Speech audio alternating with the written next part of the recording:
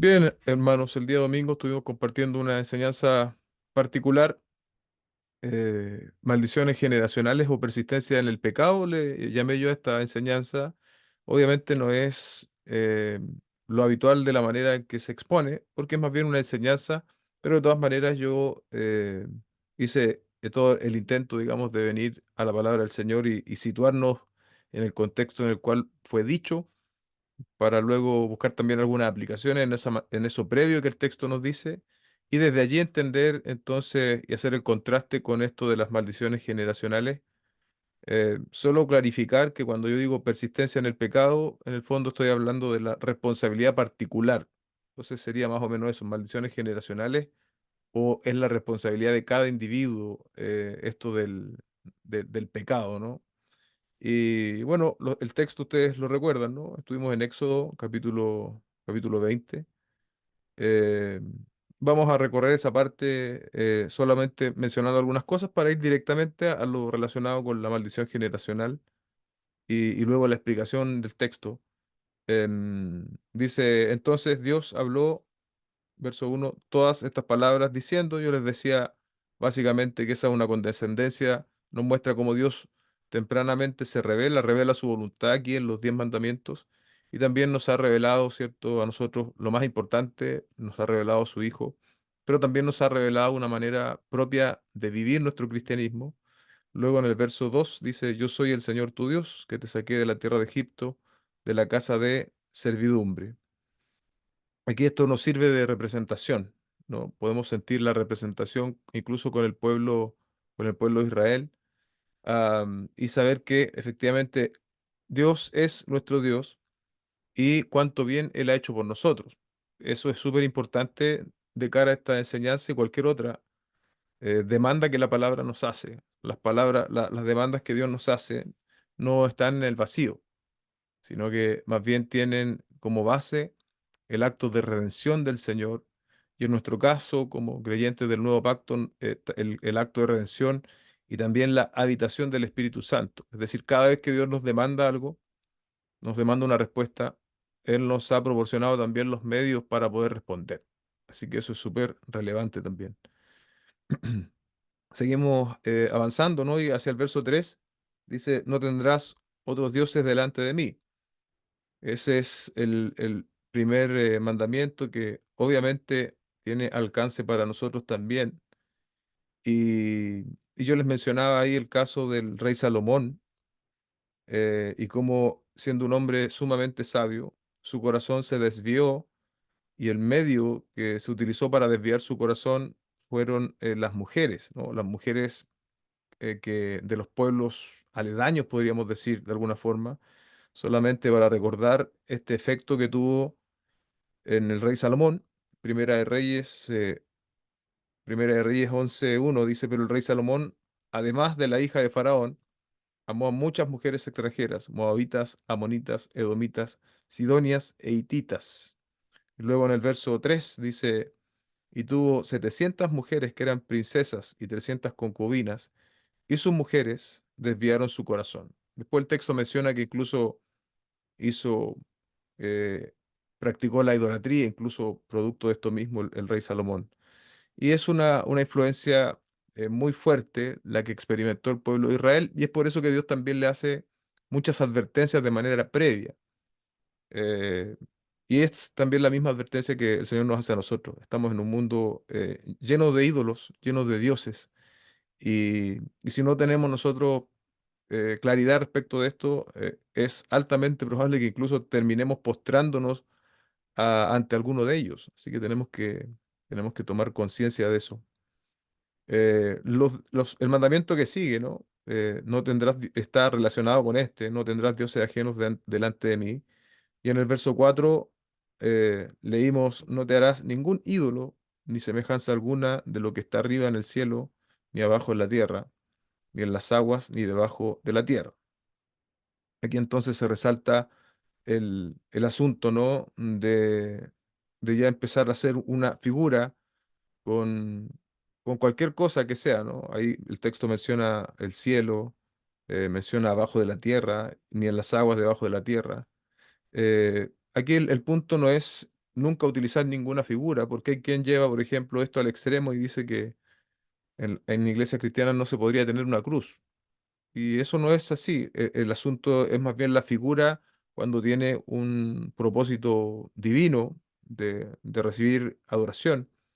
Y eso se demuestra incluso en el Antiguo Testamento. Usted sabe que habían ángeles, por ejemplo, en el lugar santísimo, estaban esas figuras, representaban algo, pero obviamente no se refiere a a ese tipo de figuras, como, como que no eran para idolatrar, digamos.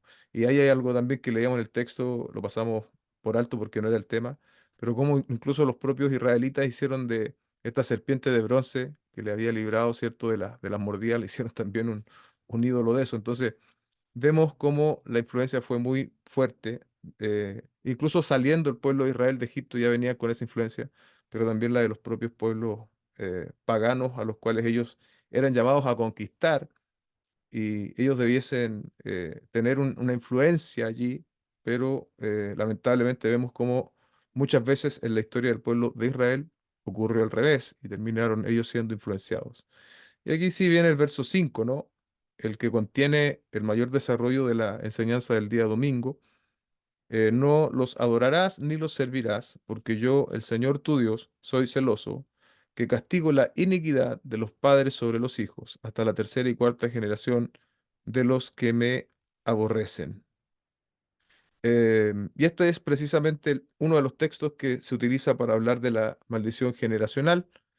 ¿Y, y qué es la maldición generacional? Lo decíamos el domingo, es un daño o perjuicio proferido sobre un individuo una o más generaciones atrás cuyo efecto es transmitido hacia sus descendientes a través del tiempo.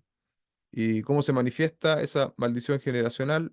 Se supone que el individuo está bajo esta maldición, ha nacido destinado a cometer cierto tipo de pecados y es propenso a sufrir males o desgracias y es dominado por un poder que ningún humano puede controlar.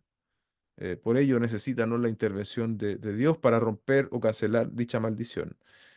Y esta enseñanza, como lo decía yo en la introducción el domingo, ha ganado fuerzas más o menos desde los años 80 hasta acá.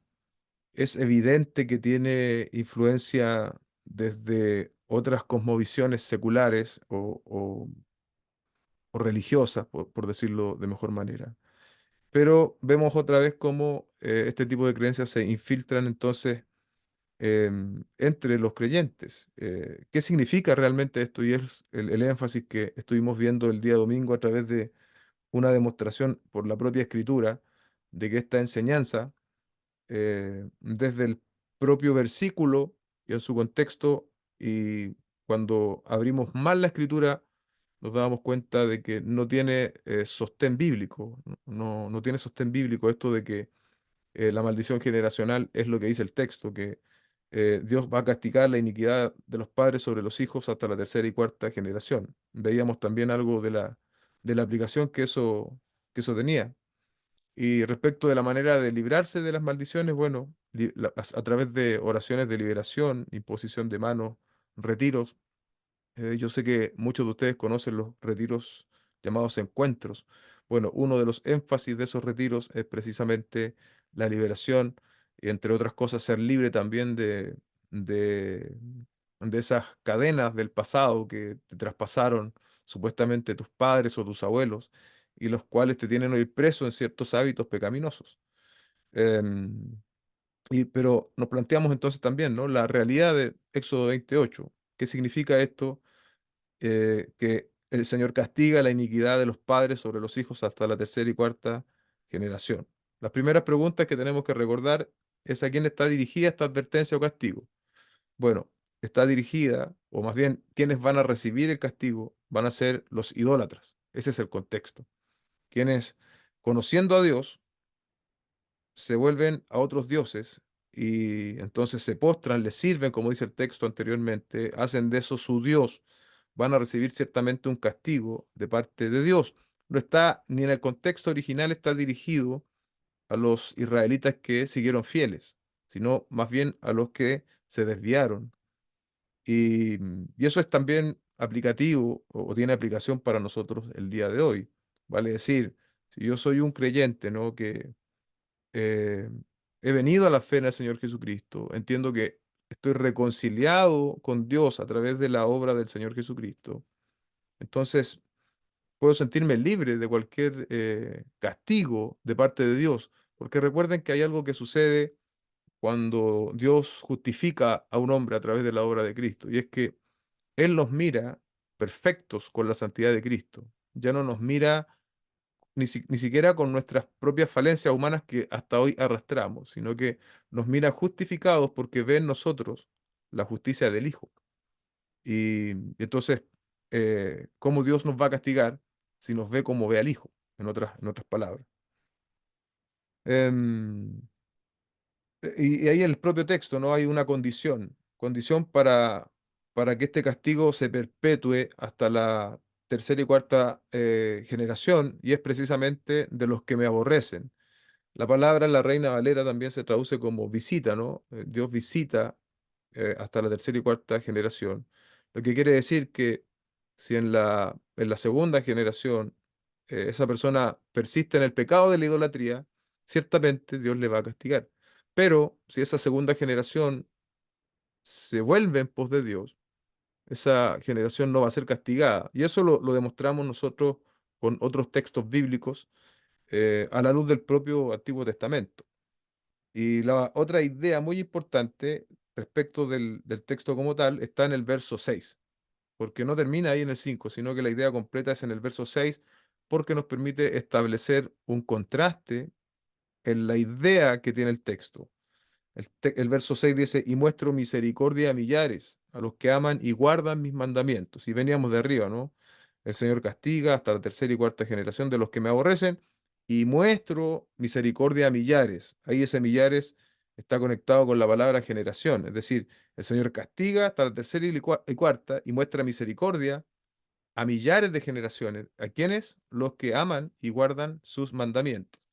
Entonces, los que creen en la maldición generacional del verso 5 deberán también creer en la bendición generacional del verso 6.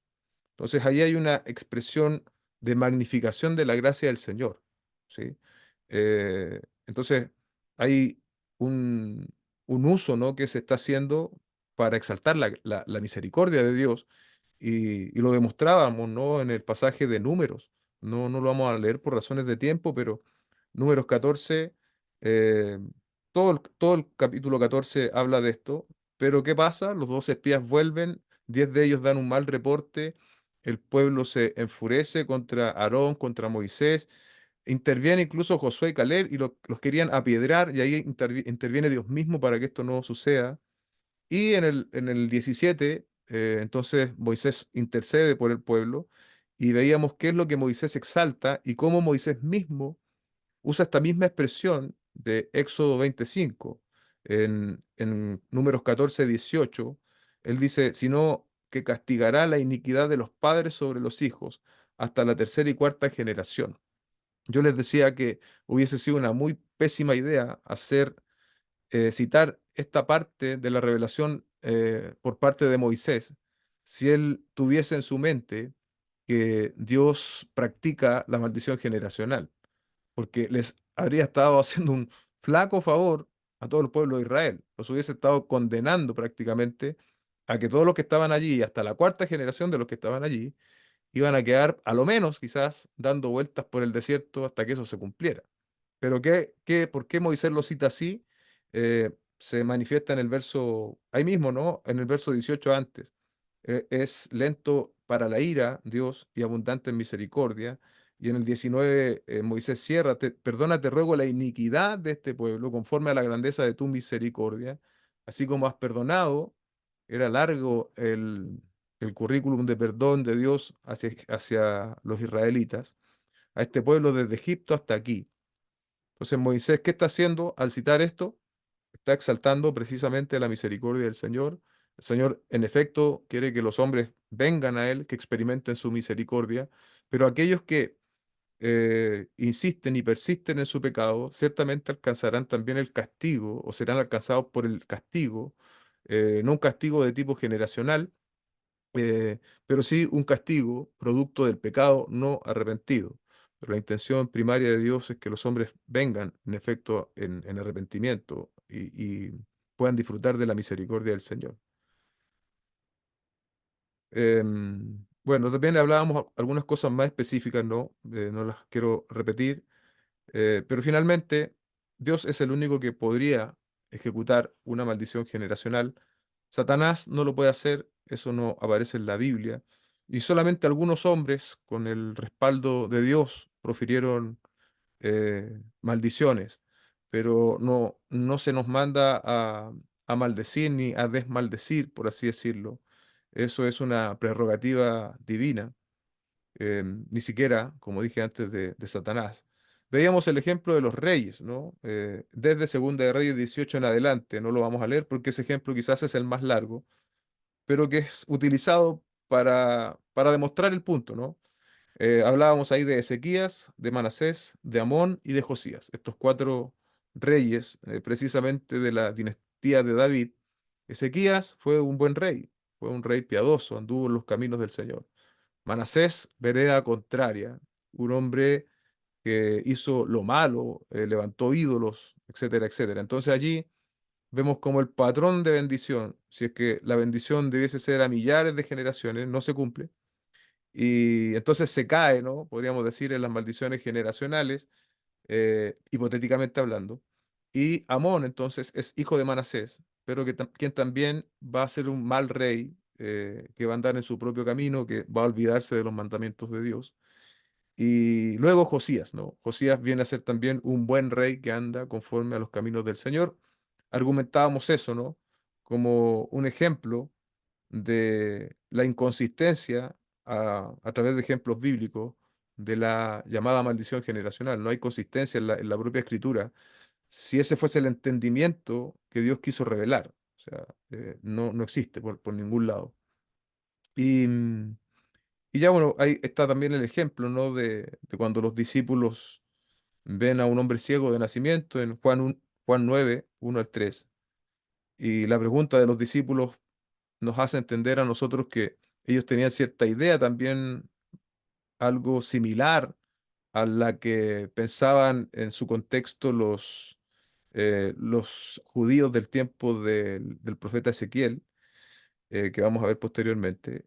Rabí, ¿quién pecó, este o sus padres, para que naciera ciego? O sea, ahí vemos que ellos relacionaban precisamente la ceguera en particular con un pecado, ya sea de los padres o del mismo ciego. Y el Señor Jesucristo le responde, Ni este pecó ni sus padres, sino que está ciego para que las obras de Dios se manifiesten en él". Si un comentarista decía si había un momento para hacer esta relación entre el pecado y algo así como la ceguera, ese hubiese sido el momento. Sin embargo, el Señor ni siquiera reparó en aquello, sino que más bien habló de que tenía que ver con la grandeza, que se manifestara la grandeza de las obras de Dios. Y yo también les decía que la Biblia registra, ¿no? Creencias populares de la época que al ser mencionadas no debemos considerarlas como verdaderas necesariamente o como cosas que ocurrieron. Está el caso de los discípulos cuando vieron a Jesús y decían, lo vieron caminando, ¿no? Sobre el agua y se pusieron a gritar, pensaron que era un fantasma. Nosotros no podríamos hacer la teología de los fantasmas a través de ese versículo, ¿no? Y decir que los fantasmas existen porque el versículo menciona eso. Es más bien una creencia que la Escritura está registrando. Y también hay otro caso que es el tanque de Bethesda, ¿lo recuerda? Que también en el Evangelio de Juan dice que el primero que descendía está narrando una creencia popular, pero el propio texto no nos está diciendo de que efectivamente bajaba un ángel y que solo está narrando algo, ¿ok? Em, Así que em, hay algo importante también respecto de este versículo que solo quiero repetirlo, pero una fracción menor de un comentario de Warren Wiersbe al respecto de Juan 9. En el análisis final, todos los problemas físicos son resultados de la caída de Adán. Eso es cierto.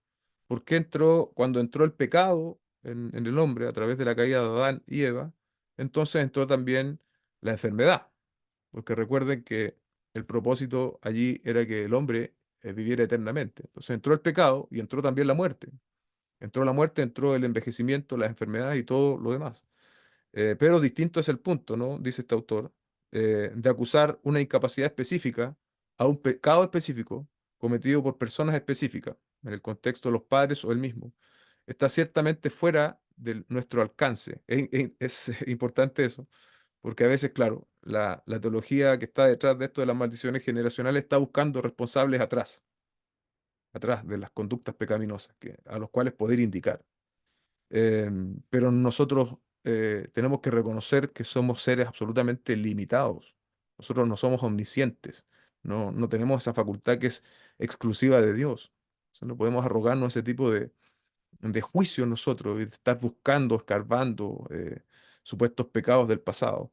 Y la otra anotación que vale la pena, ¿no? Porque también tiene mucho que ver con nuestra propia vida hoy en día y las cosas que nosotros vemos. Solo Dios sabe por qué los bebés nacen con limitaciones físicas y solo Dios puede convertir esas cosas en algo bueno para las personas, para la gloria de su nombre. Ahí tiene una aplicación incluso eh, más práctica de que hay cosas que nosotros vemos y vivimos hoy en día respecto de ese tipo de casos, ¿no? Em, el texto propiamente tal, Éxodo 25, es un principio, ¿ok? Es un principio, no es una condición irreversible. Yo decía, no es un juicio, no es un decreto de Dios, sino que es más bien un principio.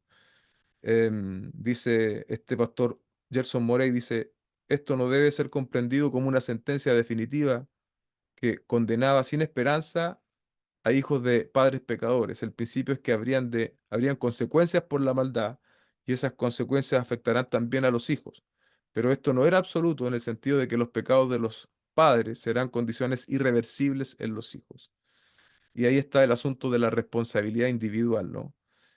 Hay lo que sí existe, ¿no? Y este texto aplica, es que existen patrones que nosotros podemos ver en nuestros hogares. Y esos patrones muchas veces se repiten en los hijos, pero no son maldiciones generacionales. Son patrones que se dan más bien por el ambiente. No sé si usted sabe, pero en genética hay dos cosas. Una cosa es la genética, de por ejemplo, un muchacho estaba eh, genéticamente en su información genética, en su genoma, para medir 1,80 m. Pero sin embargo, ese muchacho ambientalmente no recibió las condiciones, digamos, nutricionales para crecer al 1,80 m. Entonces se quedó en 1,70 m, porque no fue alimentado con las proteínas y lo necesario para alcanzar, o no hizo el ejercicio tampoco necesario para alcanzar ese máximo potencial genético. Y ahí está el factor ambiental, el factor ambiental. Entonces, en ese sentido también no hay maldiciones, pero hay patrones. Ahora, esos patrones son absolutamente redimibles en la obra de Cristo. Yo no necesito ni siquiera averiguar cuáles son esos patrones de manera así específica, sino que más bien reconocerlos en mí, para que entonces poder yo pedirle al Señor que me ayude a arrepentirme de esos pecados. Em, y lo otro importante, ¿no? Es que nosotros debemos y estamos experimentando como creyentes el ala de la misericordia del Señor, por lo que yo decía antes, porque nosotros estamos en el Hijo y no el juicio de Dios, ¿cierto? El ejemplo de esto, ¿no? Podría ser cualquier otro, pero el ejemplo de un padre alcohólico y todas las consecuencias que eso conlleva a los hijos, ¿no? Eh, Dice cosas indecentes, pierde su trabajo, tiene pleitos, se enferma, consecuencias terribles para toda la familia. En ese sentido, ¿no? Es la aplicación del texto de Éxodo, una aplicación un poquito más amplia que solo la idolatría. Entonces, los hijos sí, en efecto, se ven afectados. Pero, a pesar de que está ese patrón y ese ambiente, ¿no? Hay cierta, podríamos decir, predisposición en el ambiente, pero la obra de Cristo, y es lo que yo quise demostrar hacia el final del texto, es más que suficiente. Es más que suficiente para resolver aún ese tipo de patrones. No quiero decir tampoco que va a ser a través de una oración que se van a resolver, porque muchas veces son procesos en los cuales el Señor tiene que confrontarnos con nuestro propio pecado. Y entonces a veces el proceso es largo, no quiero simplificarlo, no quiero reducirlo, pero no tiene nada que ver con que yo esté buscando patrones generacionales atrás para romper maldiciones generacionales, lejos, lejos de eso. El otro texto interesante, y vale la pena también recordarlo, en Ezequiel 18, em, los, eh, los, los judíos de esa época también estaban en condiciones, ¿no? Ellos se sentían estar pagando por las consecuencias de sus padres generacionales. Y entonces el profeta Ezequiel le dice, vivo yo, declara el Señor, que no volverán a usar más este proverbio en Israel. El proverbio, ¿cuál era? Los padres comen las uvas agrias y los dientes de los hijos tienen dentera. Todas las almas son mías, verso 4. Tanto el alma del padre como el alma del hijo, mías son. Y ahí está la consecuencia, o más bien lo directo, ¿no? El alma que peque, esa alma morirá. El mensaje que subyace aquí, bajo el refrán, es: estamos padeciendo por el pecado de nuestros padres. Por eso el Señor mismo, ¿no? A través del profeta, le dice, ese proverbio es absolutamente falso.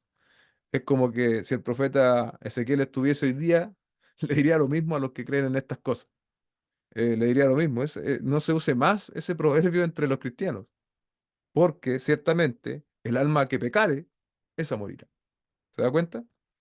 Hay una responsabilidad individual. Cada hombre, cada mujer tiene una responsabilidad individual. En las consecuencias de este tipo de creencias, ¿no? Lejos de liberar a las personas, las tienen más presas, buscando explicaciones en el pasado de sus conductas pecaminosas. Y es un ejercicio que, imagínense, empezamos a recorrer para atrás nuestros pasados generacionales buscando la explicación de ciertos pecados o hábitos pecaminosos, no terminaríamos nunca. Pero lo más grave tal vez es que le impide al hombre hacerse responsable. Entonces, al impedirle hacerse responsable y creer que su problema es una maldición generacional, ese hombre, esa mujer, nunca va a andar por el camino del arrepentimiento. Eh, entonces, se aduce que necesitan liberación, romper estas cadenas generacionales, pero no arrepentimiento. Y lo que nos demanda la Escritura es arrepentimiento. Em, las personas definen y señalan, perdón, los que creen en las maldiciones generacionales eh, definen esto, ¿no? Estos hábitos pecaminosos como consecuencia de eso, pero lo que la Escritura enseña es que el pecado, ¿no? Comenzó tempranamente en el jardín del Edén con Adán y Eva, y eso es en realidad lo que nosotros experimentamos. Y al final, ¿no? Y esto es importante también, recordarnos la completa obra de Cristo, una completa obra de Cristo que evidentemente tiene una relación con el pecado. O sea, Dios en Jesucristo no resolvió parcialmente el problema del pecado, lo resolvió por completo. Entonces, creer que la maldición generacional puede persistir a pesar de la obra de Cristo es subestimar la obra de Cristo mismo. Es como decir que le faltó algo, entonces ahora tenemos que entrar a romper las maldiciones generacionales. Eso no es lo que enseña la Escritura. En Juan 8, capítulo 34, Jesús le respondió, en verdad les digo, todo el que comete pecado es esclavo del pecado. Y en el verso 36 dice, así que si el Hijo los hace libres, ustedes serán realmente libres. El texto es absolutamente claro. Ahí está hablando del pecado. El que tiene la capacidad de hacernos libres del pecado, del poder del pecado, de la influencia del pecado, es Cristo.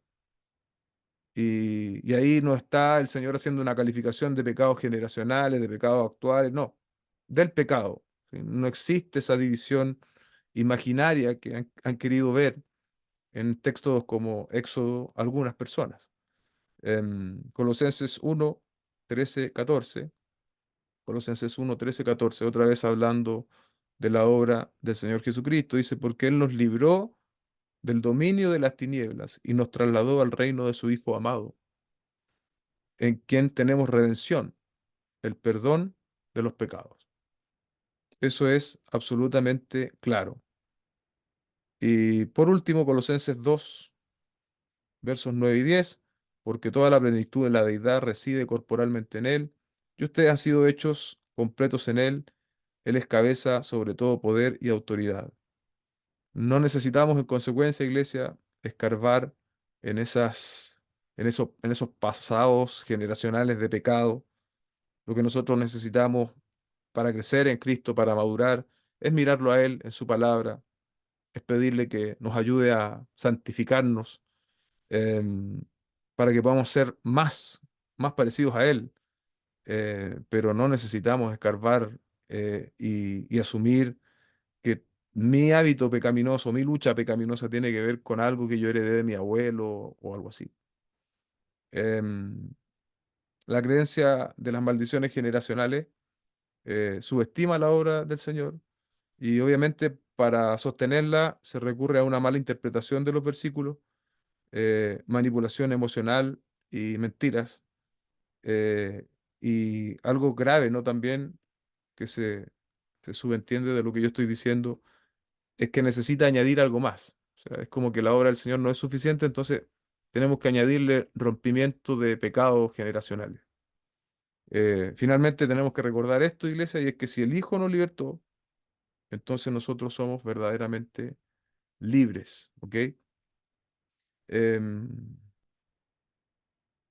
eh, este estudio fue más un estudio, ¿no? Que una combinación de ambas, una prédica y estudio. Este estudio, eh, yo vi algunos predicadores, o vi una enseñanza de un predicador que cree en esto, y sabe, esa persona tiene que haber hecho, y de hecho usó más citas que yo para esto mismo, pero todas fuera de contexto, todas con una explicación que no dice relación con lo que la Biblia enseña respecto a los textos que él mencionaba, y una enseñanza muy viralizada. Yo ya 230.000 visitas eh, para una enseñanza como esa, que es una perversión, digamos, de lo que enseña la Biblia. Así que tenemos que también, iglesia, nosotros considerarlo y espero que si alguien a estas alturas aún tenía cierta duda respecto de esto, esta enseñanza le haya ayudado. El Señor mismo dijo, La verdad es la que nos hace libres. No las leyendas ni los mitos que los hombres levantan a través de versículos mañosamente interpretados. Hoy día no está mi hermano Andrés, Sergio, pero no sé si está por ahí mi hermano Patricio también para que nos comparta alguna apreciación. Hice todo de una, así que ahí está lo que yo quería compartir, porque era más bien una enseñanza puntual. Buenas noches, Iglesia. Hola, pastor. Sí, bueno, pensaba yo en el versículo 3 donde dice, no tendrás otros dioses delante de mí. Uno podría pensar que nosotros no tenemos otros dioses en virtud de que no sé, no seguimos al dios de Baal o a los dioses que nombra la Biblia. Eh, Sin embargo, nosotros nos permitimos tener también muchas otras cosas que nos convierten en dioses. Por ejemplo, el dinero, o la familia, el trabajo, o incluso el deporte, en donde probablemente nadie comienza de esa forma, creyendo de que en algún momento eso se iba a convertir en un Dios para nosotros como cristianos, sino que eso va pasando a través del tiempo y finalmente eso termina acabando por nuestra vida, dado que nos quita el punto central que es nuestro Dios. Finalmente debemos permitir que Dios ocupe el primer lugar en nuestra vida y dejar de lado todos los dioses ajenos que nos perturban y así hacer que nuestro Señor sea el único y principal Dios. Y finalmente, respecto a lo que son las maldiciones generacionales, bien decía el pastor, en definitiva hay una tendencia de buscar siempre un culpable a nuestro pecado, a nuestros problemas, a las cosas que hacemos. Y bueno, esto se relata de allá de por ahí cuando se nos habla sobre la creación, en donde vemos cómo en Génesis 3 versículo 12 habla que cuando se le increpa a Adán, él dice a la mujer que me diste. Y después se le pregunta a la mujer y la mujer dice, fue la serpiente. Entonces, ninguno asumió su error. Y como aplicación hoy en día para nosotros es el pecado que nosotros cometamos, que cada uno de nosotros tenga un genuino arrepentimiento delante del Señor y no decir lo hice por esto, lo hice por aquello, lo hice por culpa de esta persona. No, finalmente nosotros somos los únicos responsables de nuestro pecado y tenemos que tener un genuino arrepentimiento. Eso, iglesia. Amén. Gracias, hermano Patricio.